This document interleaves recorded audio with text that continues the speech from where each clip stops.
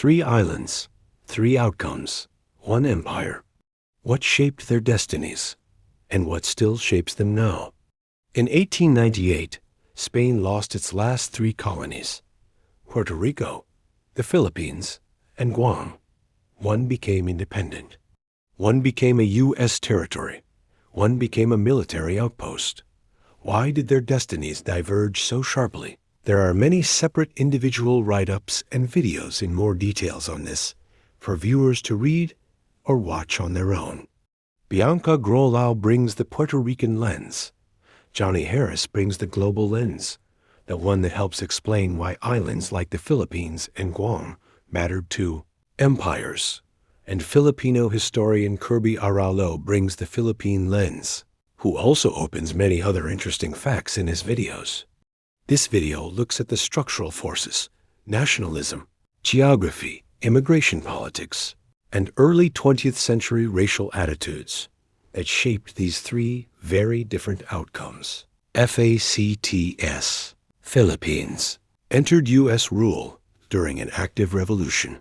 Strong nationalist movement was already in place.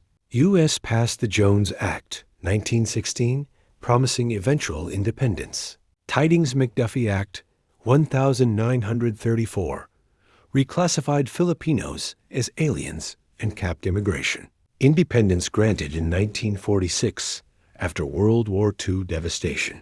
Puerto Rico, no mass revolution comparable to the Philippines. U.S. granted citizenship in 1917.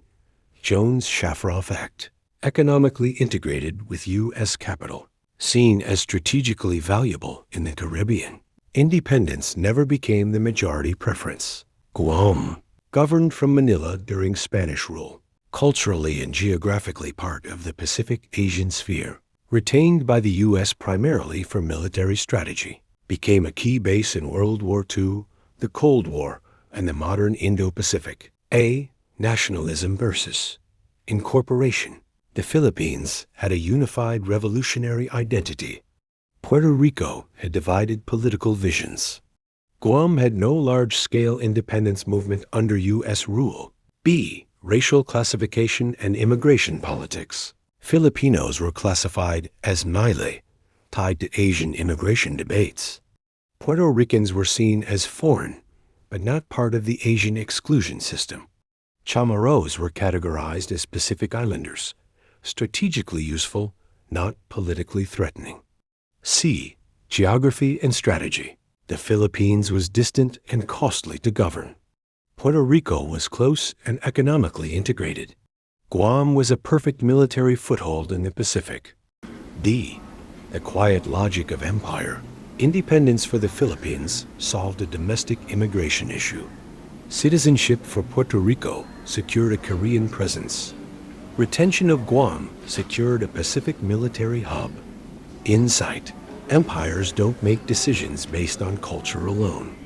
They make decisions based on usefulness, strategic, economic, and political. Three islands, three outcomes, not because of who they were, but because of what they were for. Conclusion. Three islands, three destinies, one empire. What shaped their futures? And what still shapes them now? Was independence a gift or a strategy?